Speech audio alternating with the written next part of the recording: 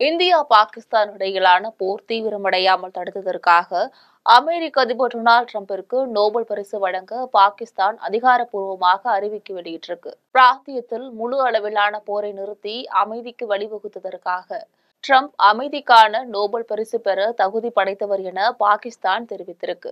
பகல்காம் பயங்கரவாத தாக்குதல் சம்பவத்தை அடுத்து இந்தியா பாகிஸ்தான் இடையே போர் பதற்றம் நிலவியது. இதுல அமெரிக்க அதிபர் டொனால்டு டிரம்ப் தலையிட்டுதான் மத்தியம்சம் செய்ததால் தான் போர் முடிவுக்கு வந்ததாக டிரம்ப் ஏற்கனவே சொல்லியிருந்தார். இருப்பினும் டிரம்பின் இந்த அறிவிப்பை இந்தியா வெளிப்படையாக மறுத்தது. இந்தியா பாகிஸ்தான் விவகாரத்தில் மூன்றாம் தரப்பிற்கு இந்தியா இடம் கொடுக்கவில்லை என பிரதமர் நரேந்திர மோடி தெளிவாக கூறியிருந்தார். இருந்த போதிலும் டொனால்டு டிரம்ப் தொடர்ச்சியாக இதே கருத்தை முன்வைத்ததால் அவரை தொடர்பு கொண்டு தொலைபேசியில் பேசிய பிரதமர் மோடி இதற்கு ஆட்சேபம் தெரிவிச்சிருக்காரு. இதனிடையே பாகிஸ்தானை குளிர்விக்கும் வகையில டொனால்டு டிரம்ப் சில விரும்பத்தகாத நிகழ்வுகளை அரங்கேற்றிருக்காரு.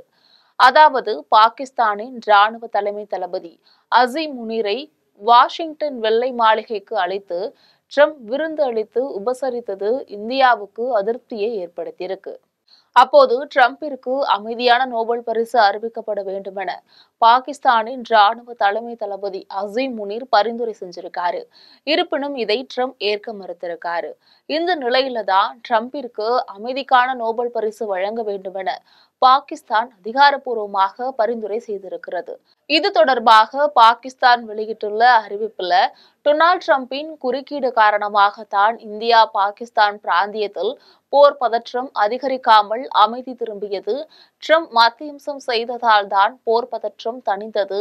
காஷ்மீர் பிரச்சினை மட்டுமல்லாமல் தெற்கு ஆசியாவில் அமைதி நிலவுவதற்கு டிரம்ப் கடுமையான நடவடிக்கைகளை மேற்கொண்டு வருகிறார். டிரம்பின் நடவடிக்கை பாராட்டுக்குரியது. இதற்காக அவருக்கு அமைதிக்கான நோபல் பரிசு வழங்க வேண்டும் என பாகிஸ்தான் கோரிக்கை விடுத்திருக்கு. இதனிடையே உலக நாடுகளின் போரை நிறுத்தியதற்காக தனக்கு நோபல் பரிசு வழங்க வேண்டாம் என டிரம்ப் தெரிவிச்சிருக்காரு.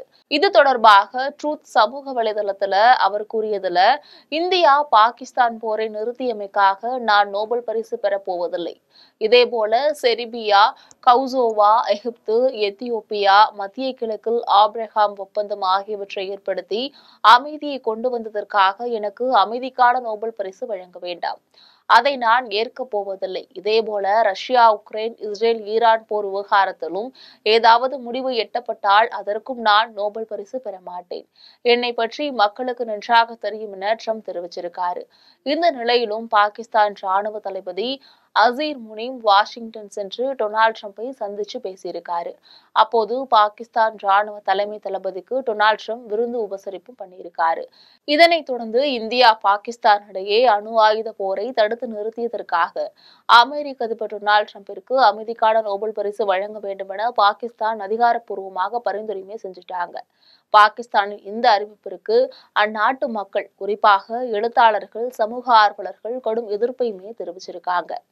பாகிஸ்தானை சேர்ந்த சமூக ஆர்வலரும் எழுத்தாளருமான ஜாகித் ஹுசைன் எக்ஸ் பக்கத்துல கூறியிருப்பதுல, காசாவில் இனப்படுகொலையை வெளிப்படையாக ஆதரித்த டொனால்டு டிரம்பிற்கு பாகிஸ்தான் அமைதிக்கான நோபல் பரிசை பரிந்துரை செய்தது பரிதாபகரமானது.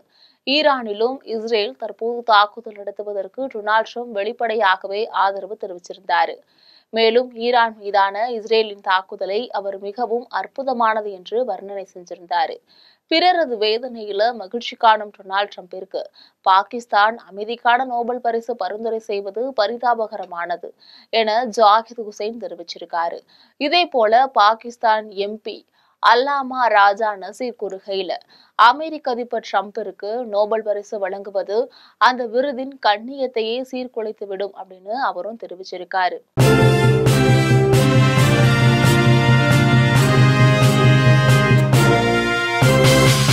உடனுக்குடன் அப்டேட் தெரிந்து கொள்ள ஜெம் டிவி தமிழ் ஆப்பை இன்ஸ்டால் செய்யவும்.